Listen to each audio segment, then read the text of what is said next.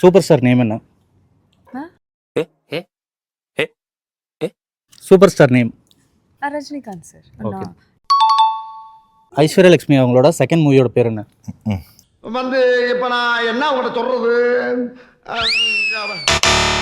கட்டா குஸ்தி second பார்ட்டோட first part பேர் என்ன? கட்டா குஸ்தி. கரெக்ட். அவ்வளோதான். ஈஸியா இருக்கிறது. கட்டா குஸ்தி மியூசிக் டைரக்டரோட கார் நம்பர் என்ன?